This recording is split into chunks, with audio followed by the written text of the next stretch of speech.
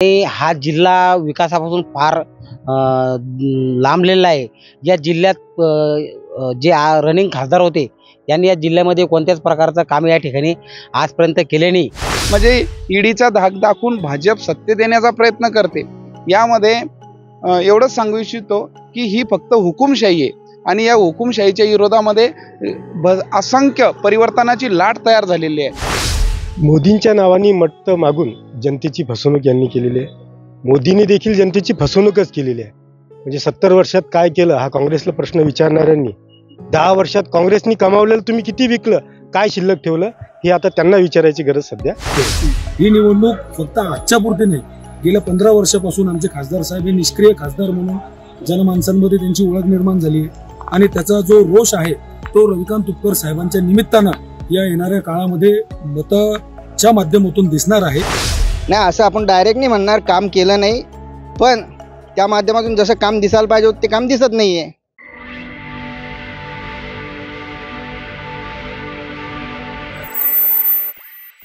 नवराष्ट्राच्या सत्ताकारणमध्ये मी दीपक मोरे आपलं सर्वांचं स्वागत करतो। बुलढाणा लोकसभेची निवडणुकीचं मतदान जे आहे 26 एप्रिलला होऊ घातलेलं आहे। प्रचाराच्या तोफा या ठिकाणी सुरू झाल्या आहेत आणि आरोप प्रत्यारोपाच्या फैरी ज्या आहेत त्या सुरू झालेल्या आहेत आणि प्रचार जो आहे डोर टू डोर लोकांपर्यंत जाऊन आपण काय करणार आहे किंवा भविष्यात संधी मिळाली तर आपण कुठले कामं करणार आहेत असे आश्वासन देखील प्रत्येक उमेदवार जो आहे ते या ठिकाणी देत आहे। आपण बुलढाणा या ठिकाणी आहोत आणि जनतेचं मत जाणून घेण्यासाठी आपण या ठिकाणी आलेलो आहे।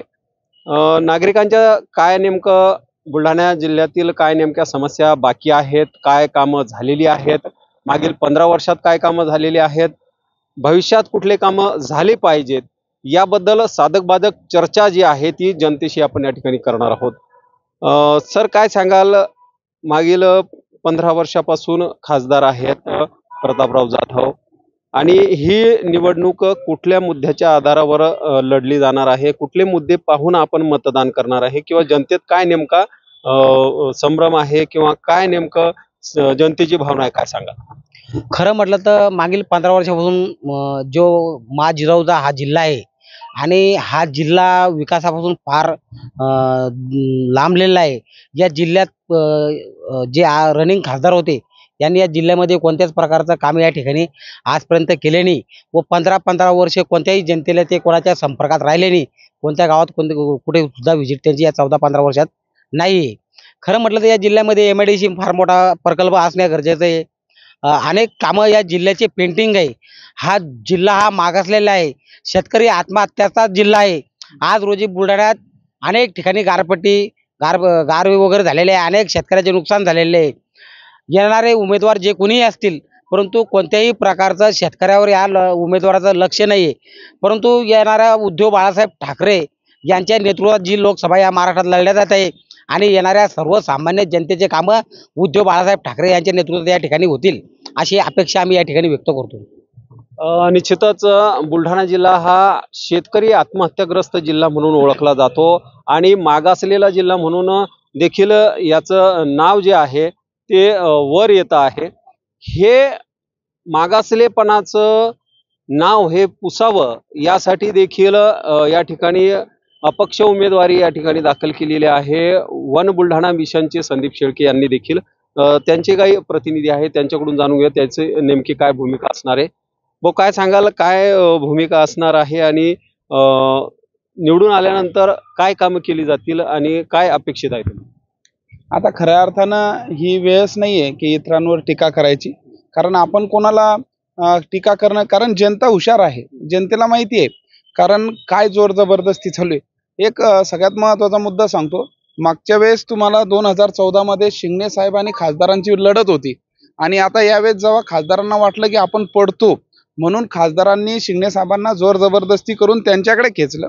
म्हणजे त्याचं आदर्श उदाहरण अशोक चव्हाण सारखे माणसं, म्हणजे ईडीचा धाक दाखवून भाजप सत्तेत येण्याचा प्रयत्न करते।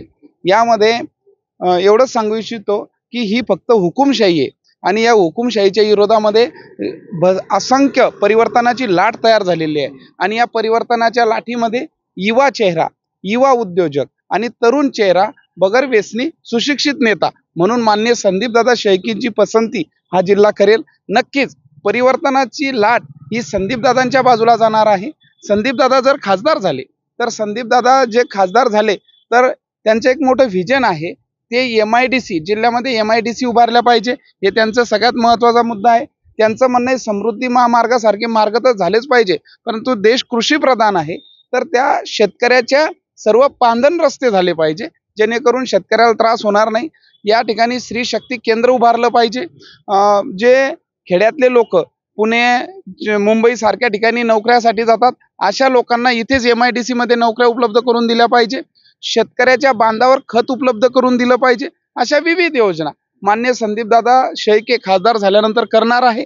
आणि खऱ्या अर्थानं सध्या जर जिल्ह्यामध्ये तुम्ही कोणत्याही नेत्याच्या विरोधात कुठेही बोलायला एक भीतीचं वातावरण निर्माण झालं आहे. आणि हे राज्य हे एक ठेकेदारांचं, कारण देशाचा पंतप्रधान नरेंद्र मोदीपासून धीरूभाई अंबानी असेल, अदानी असेल किंवा नीरव मोदी असतील, या लोकांची ते चाकरी करत आहे. म्हणून दादा जर खासदार झाले तर आता जेवढे ठेकेदार आहे त्यापैकी जे तरुण मुलं इंजिनिअरिंग केलेली आहे या सर्वांना ठेकेदारी देण्याचं काम दादा करतील. आणि खऱ्या अर्थाने कमिशन राज आणि या जिल्ह्यातील गुंडा राज संपवण्याचं काम माननीय संदीपदादा शेळके करतील. म्हणून नक्कीच जनता परिवर्तनासोबत राहील आणि संदीपदादा हे मी जे बोललो हे कामं नक्कीच संदीपदादा खासदार झाल्यानंतर करतील. धन्यवाद. निश्चित मला एक प्रश्न या ठिकाणी विचारावासा वाटतो की गेल्या 15 वर्षात काय कामं झालीत, तुम्ही काय सांगा? आता 15 वर्षामध्ये फक्त एक काम झालं की जो निधी आला. मी तर अशी एक बातमी वाचली होती, आपण सर्व पत्रकारांचं मी मनापासून कौतुक करेल की त्यांचं प्रत्येक बारीक गोष्टीवर लक्ष असते. एक बातमी वाचली होती की मला वाटते महाराष्ट्रातले पहिले खासदार आहे की जे आपल्या भाग्याला मिळाले की त्यांचा निधी खर्च न करता परत गेला होता आणि यांचं नाव होतं. मग आता तुम्ही विचार करा, ज्या खासदाराचा मिळालेला निधीच जर परत जातो तर तो खासदार जिल्ह्यासाठी काय काम करेल? त्यांनी कधी, माझं 10,000 लोकसंख्येचं गाव आहे पण ते त्या गावामध्ये जनतेची विचारपूस करायलाही नाही आले, तर मग विकासाचं काय? खासदार असले काय आणि खासदार नसले काय? रोड होणार आहेत, नळाला पाणी येणारच आहे आणि ह्याच्यात शाळा चालणारच आहे, याच्यात काय खासदाराचा विषय नाही. वेगळं काय केलं? तर वेगळं काहीच नाही केलं. 15 वर्षापासून या जनतेला चिवत्या बनवलं आणि मोदीच्या नावानं मतदान मागितलं, बाकी वेगळं काहीच नाही केलं. मोदींच्या नावावर मतं मागितले आणि या ठिकाणी 15 वर्षापासून सत्तेत आहेत असं यांचं म्हणणं आहे. काय सांगाल, तुमची आणि तुमच्या पक्षाची भूमिका काय असणार? मोदींच्या नावाने मतं मागून जनतेची फसवणूक यांनी केलेली आहे. मोदींनी देखील जनतेची फसवणूकच केलेली आहे. म्हणजे 70 वर्षात काय केलं हा काँग्रेसला प्रश्न विचारणाऱ्यांनी, 10 वर्षात काँग्रेसनी कमावलेलं तुम्ही किती विकलं, काय शिल्लक ठेवलं, हे आता त्यांना विचारायची गरज सध्या आहे. 15 वर्षापासून खासदार इथं आहेत. तुम्हाला आठवत असेल, तुम्ही ती बातमी छापली होती, म्हणजे आपण त्याची बाईट घेतली होती. 18 मार्चला इथे जिल्हाधिकारी कार्यालयापुढे मेकर तालुक्यामधलं एक वरवंट म्हणून गाव आहे, त्या गावचे सरपंच महिला सदस्यांसह उपोषणाला बसले होते. त्या लोकांनी लोकसभेच्या निवडणुकीवर बहिष्कार टाकलेला आहे. कारण तर त्यांच्या गावामध्ये 50 वर्षापासून पाण्याचं टँकर येतं. तिथला शेतकरी म्हणजे दुष्काळग्रस्त भाग असल्यामुळे, पाण्याची व्यवस्था नसल्यामुळे तिथे त्यांनी एक पाझर तलाव मंजूर केला. त्याला प्रशासकीय मान्यता मिळत नाहीये. तर अधिकाऱ्यांचं म्हणणं आहे काही राजकीय दबावामुळे मिळत नाहीये. तर आपल्याच प्रभागात म्हणजे आपल्या क्षेत्रामध्ये विकास न होऊ देणारे देखील नेते आहेत. काय असं असताना यांच्याकडनं काय अपेक्षा करणार? आपले राष्ट्रवादी काँग्रेस शरद पवार गटाची नेमकी भूमिका काय आणि आपला जो या ठिकाणी उमेदवार आहे ते उमेदवार जर का निवडून आले तर काय करणार आहेत भविष्यात, त्या संदर्भात तुम्ही काय सांगाल? आमची भूमिका सरळ आहे. आम्ही महाविकास आघाडी सोबत आहोत, एकत्रितरित्या काम करतो. आमच्यामध्ये कुठलाही गटतट नाही. आम्ही कुठेही छुपी युती केलेली नाहीये. जे काही आहे ते उघड आहे. म्हणजे मागच्या काळात पाहिलं असेल तुम्ही की जे महायुतीतले लोक आहेत यांचं काय आहे की विधानसभेला देखील एक उमेदवार इथली जागा शिवसेना सुटली होती तर एक अपक्ष पाना उभा केला होता. आताही देखील तसंच चित्र आहे. काय जनता म्हणजे संभ्रमात नाही, जनतेला सगळं कळतं. जनता काही मूर्ख नाहीये. लोकांना कळते की कोण कोणाचे उमेदवार आहे, हे दिशाभूल करण्याचं काम आहे. सर्वात मोठी लाट आता जर असेल तर ती मोदी विरोधाची आहे. पहिले त्यांच्या समर्थनात होती, परंतु त्यांनी विकास न करता भकास जो केलेला आहे हा देश, त्याच्या विरोधात हे आहेत. आम्ही जर आमचा उमेदवार निवडून आला तर निश्चितच जनतेच्या हिताचे काम होतील, शेतकऱ्यांच्या हिताचे काम होतील. माननीय उद्धव बाळासाहेब ठाकरे यांनी कुटुंब प्रमुख म्हणून कोरोना काळात जे एक भूमिका त्यांची होती, त्या भूमिकेवर सर्वांचा विश्वास आहे आणि त्यांच्यावर विश्वास ठेवून आम्ही निश्चितच मशाल या चिन्हाला बहुमतानं निवडून आणू आणि या महाविकास आघाडीच्या उमेदवाराला विजयी करू. 2024च्या लोकसभेच्या निवडणूक होऊ घातलेली आहे आणि 26 एप्रिलला मतदान होणार आहे. यासाठी महायुती असेल, महाविकास आघाडी असेल, सोबतच वंचित बहुजन आघाडी असेल, यांनी आपला उमेदवार जो आहे तो उतरवलेला आहे. त्याचबरोबर बुलढाणा जिल्ह्यात यावेळेला अपक्ष उमेदवार देखील रिंगणात उतरले आहेत. तर या स्वाभिमानी शेतकरी संघटनेचे नेते रविकांत तुपकर हे देखील ही निवडणूक लढत आहेत. त्यांचे प्रतिनिधी आहेत, त्यांच्याकडून जाणून घ्या नेमके कुठला अजेंडा घेऊन ते या निवडणूक मैदानामध्ये उतरले आहेत. काय सांगाल? एकीकडे दिग्गज नेते आहेत आणि स्वाभिमानी शेतकरी संघटनेचे नेते जे आहेत ते देखील यावेळेस निवडणूक लढत आहेत. कसं पाहता आणि काय अजेंडा त्यांचा आहे, जनतेत कसा त्यांना प्रतिसाद मिळतोय? सर, सर्वप्रथम सांगायचं म्हटलं तर ही लढाई आता सुरू झालेली नाही इलेक्शन म्हणून. ही लढाई सातत्याने नेहमीप्रमाणे सुरू असते. पीक विमा मागणं असेल, दुष्काळी जे शेतकऱ्यांचं नुकसान होतं ती दुष्काळी रक्कम सरकारकडून घेणं असेल आणि विविध शेतकऱ्यांचे प्रश्न असतील जसे की महावितरणमधून डीपी मिळणे, दिवसभर लाईन मिळणे, या मागण्या सतत रविकांत तुपकर साहेबांच्या सरकार दरबारी राहिल्या आहेत आणि गेल्या अनेक वर्षापासून 20 वर्षापासून रविकांत तुपकर हे भांडत चाललेले. ही निवडणूक फक्त आजच्या पुरती नाही, गेल्या 15 वर्षापासून आमचे खासदार साहेब हे निष्क्रिय खासदार म्हणून जनमानसांमध्ये त्यांची ओळख निर्माण झाली आहे आणि त्याचा जो रोष आहे तो रविकांत तुपकर साहेबांच्या निमित्तानं या येणाऱ्या काळामध्ये मताच्या माध्यमातून दिसणार आहे. आणि रविकांत तुपकर साहेब अपक्ष उभे असल्यामुळे कोणताही समाज, जात, धर्म याच्यामध्ये भेदभाव नाही. कामावर मत मागण्याची जी कला रविकांत तुपकर साहेबांच्या वक्तृत्वातून नेहमी जनसामान्यांपुढे येते, याच कलेवर जनसामान्यांनी विश्वास ठेवला आहे की हा माणूस जर खासदार झाला तर येणाऱ्या काळामध्ये बुलढाण्याचा विकास झाल्याशिवाय राहणार नाही. हा जनमानसांमध्ये विकास निर्माण करण्याचं काम गावागावातले तरुण मंडळी स्वतः जाऊन करत आहेत. लोकांनी रविकांत भाऊंचा प्रचार स्वतः हातात घेतलेला आहे आणि घरची चटणी भाकर खाऊन त्या माणसाचा जर प्रचार लोक करत असतील तर येणाऱ्या काळामध्ये विजय निश्चित आहे. आणि आम्हाला जनतेवर विश्वास आहे की जनता ही नेहमी काम करणाऱ्या माणसाच्या पाठीमागे उभे राहते. निश्चित. युवक आहेत, युवकांचं काय म्हणणं आहे ते जाणून घेऊया. काय नेमक्या भावना आहे, युवकांच्या मनातला खासदार कसा असणार आहे, काय सांग? रविकांत तुपकर साहेब हे गेल्या 22 वर्षापासून शेतकरी, शेतमजूर, परत विद्यार्थी यांच्यासाठी सातत्याने झटत आहेत.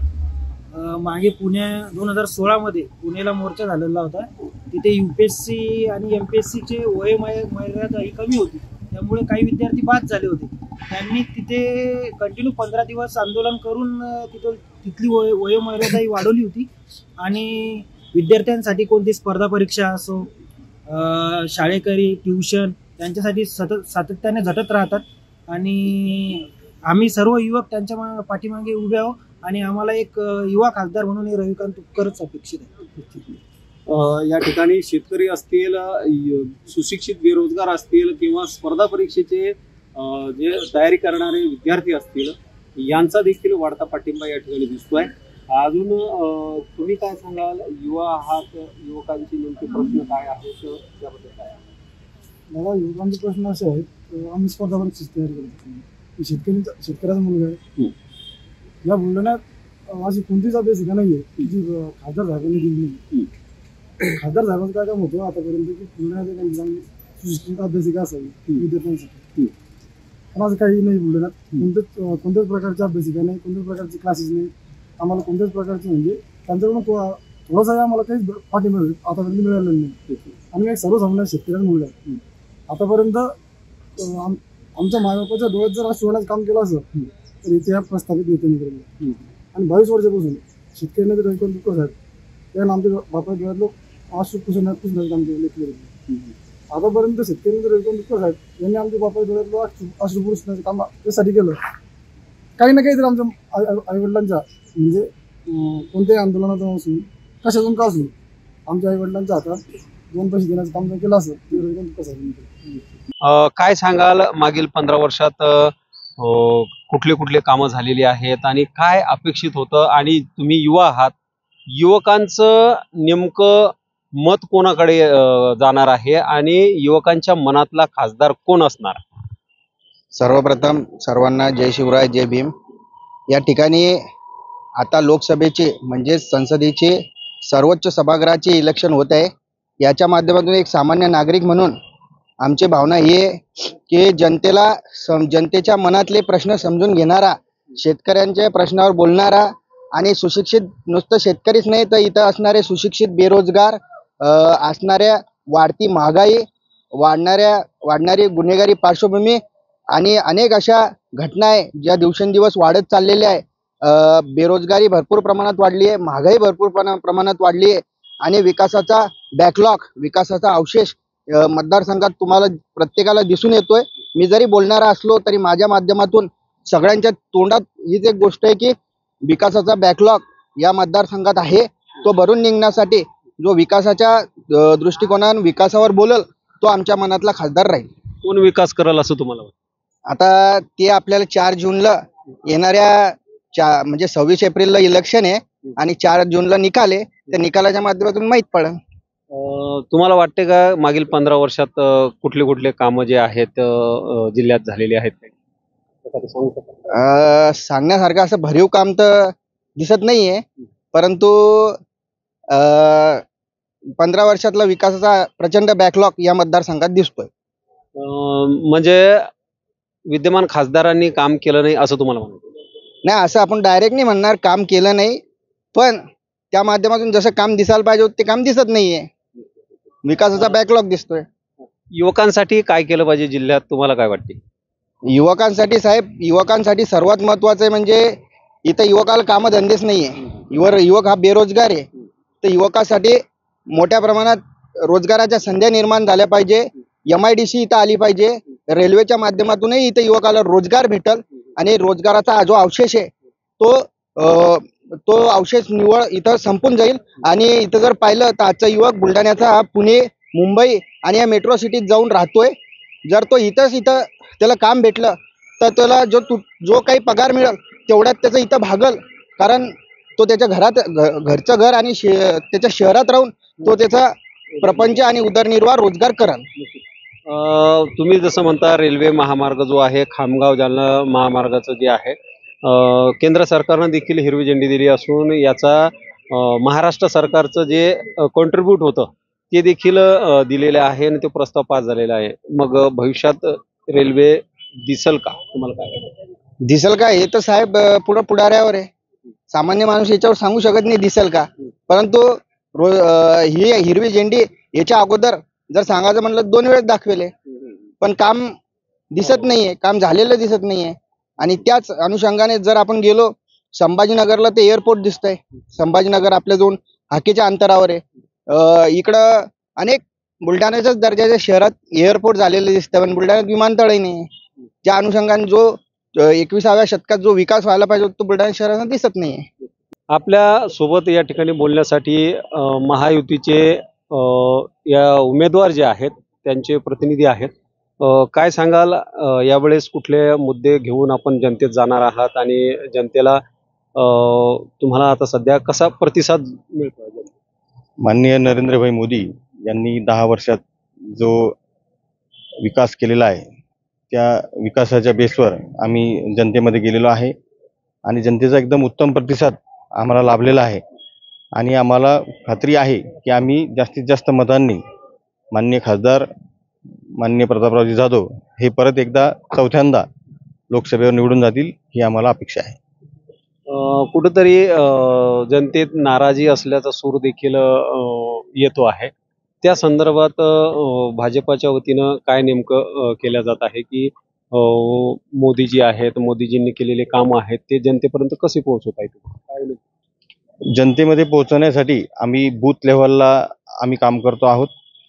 टोटल आपल्या इथे 1961 जे बूथ आहेत बुलढाणा लोकसभेमध्ये 6 मतदारसंघात, त्या प्रत्येक बूथ स्तरावर आमचे कार्यकर्ते कामाला लागलेले आहेत आणि पूर्ण आम्ही बूथ समिती स्तरावर आमच्या मिटिंगा असतील, बूथ पन्ना प्रमुखांच्या मिटिंगा असतील, या पद्धतीने आमच्या नंतर काही विकास कामांबद्दल काही जर कोणाला शासनकथा असेल, कोणाला माहिती नसेल त्याबद्दलची पूर्ण माहिती देणे, या अशा प्रकारचे जाहीरनामा पोहोचवणे माननीय मोदीजींनी, माननीय खासदार साहेबांनी आणि महायुतीच्या महाराष्ट्र सरकारने जी विकास कामं केलेली आहेत ते आम्ही घर टू घर पोहोचवण्यासाठी प्रचार दौरे आम्ही सगळे आयोजित केलेले आहे आणि सध्या जोमाने ते काम चालू आहे. निश्चितच जिल्ह्यात कुठले स्टार प्रचारक जे आहेत किंवा पदाधिकारी आहेत आलेले आहेत आणि कसा जनतेमधून कसा प्रतिसाद मिळतोय आपल्याला? आता तुम्ही बघितलं की परवाला महाराष्ट्राचे लोकप्रिय मुख्यमंत्री एकनाथजी शिंदे साहेब असतील, गुलाबरावजी पाटील असतील, नंतर शिंगणे साहेब असतील, कुटे साहेब असतील, नंतर श्वेताताई महाले पाटील असतील, नंतर आकाशभाऊ फुंडकर असतील, सर्व आमदार हे त्या दिवशी हजर होते. पुढच्या 1-2 दिवसात स्टार प्रचारकांच्या बऱ्याच सभा या आयोजित केलेल्या आहेत. त्याचं आता शेड्यूल व्हायचं आहे, ते शेड्यूल आलं की कळेल आपल्याला. आपण आता जनतेत जात असताना जनतेला काय आश्वासित करत आहात आणि काय काय कामं झाले आहेत किंवा आणखीन काय करायचे आहे जनता तुम्हाला सांगत असेल तर असे काही प्रश्न आहेत का जे तुम्हाला जनतेने सांगितले किंवा हे झालं पाहिजे किंवा या दिशेने काम झालं पाहिजे, काय सांगा?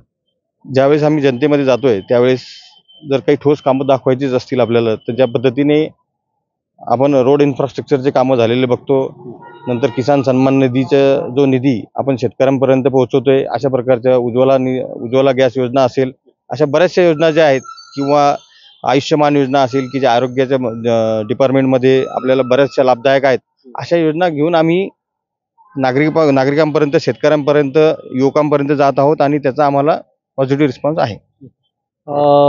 कसं वाटतंय तुम्हाला की सीट जी आहे यावेळेस चौथ्यांदा प्रतापराव जाधव निवडून येतील, कसा विश्वास तुम्हाला? आम्ही नक्कीच 2 लाखाच्या फरकाने माननीय खासदार प्रतापरावजी जाधव हे निवडून येतील हा आम्हाला विश्वास आहे. निश्चितच या ठिकाणी युतीचे जे उमेदवार आहेत ते 2 लाखाच्या फरकाने निवडून येतील असं मत जे आहे व्यक्त केलं आहे.